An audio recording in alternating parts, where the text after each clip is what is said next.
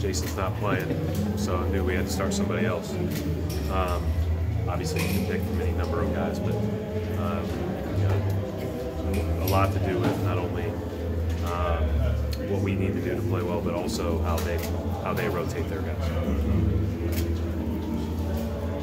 Coach, the Clippers, with the league that's so superstar driven, this team has made it to the playoffs almost, and they haven't really had a true superstar. How sort of overrated is a superstar and more underrated is having a good team that fits well together?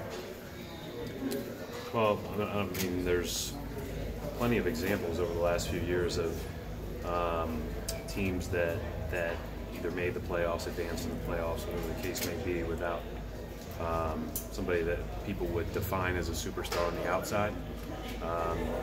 Maybe there's some definitions that need to be changed, and maybe there's some just the fact that sometimes a team finds its best version together, and they play great. Basketball's a team game, and 5 guys playing with great purpose together on both ends of the floor are really, really hard to beat, and that's never changed.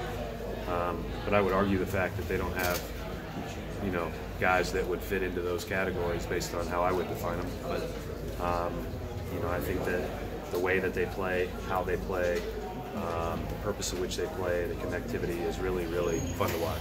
Well, obviously different conferences, but are you surprised at all at the success they've had? No. I just think they have.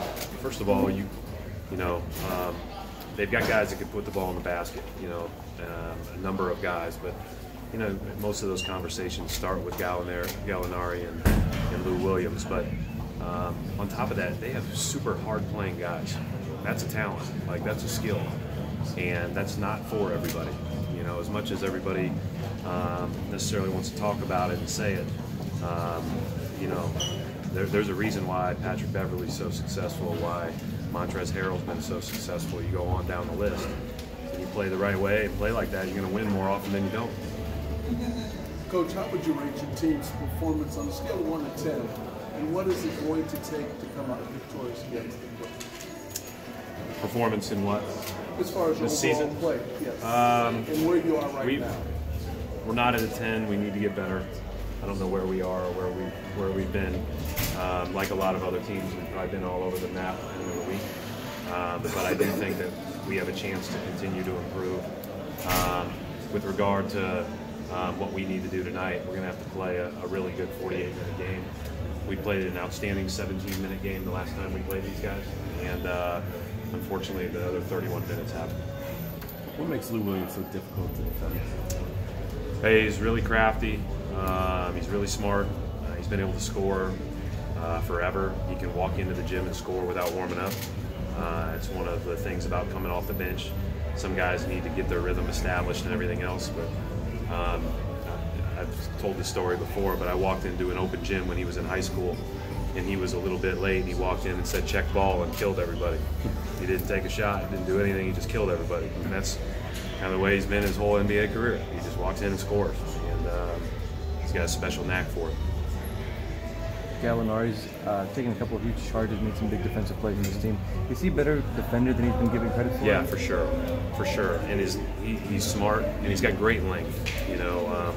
With the league going to a lot of switching, he's able to do that. He's able to use his length to keep people contained in one-on-one scenarios, and then he's really good at getting over and help and making plays. But their whole team is they've got guards that you think you may be able to post, but by the time you throw it in there, Harold's already rotated over to take them.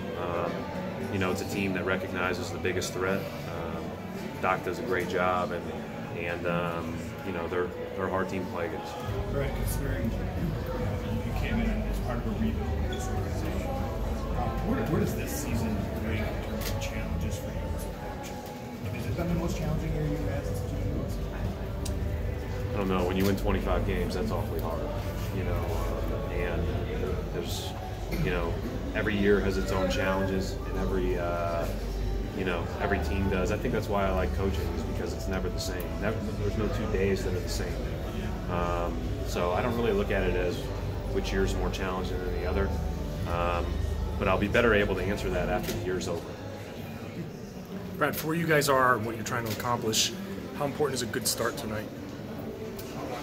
Well, last time we had a great start against them, and it didn't seem as important at the end. I think ultimately it is important, but these guys come off the bench just as strong as they start, and so you have to be great with your second unit all the way through, and it's going to take a 48-minute game of good play to have a chance to win. Thank you. Thanks, Coach. We're right here.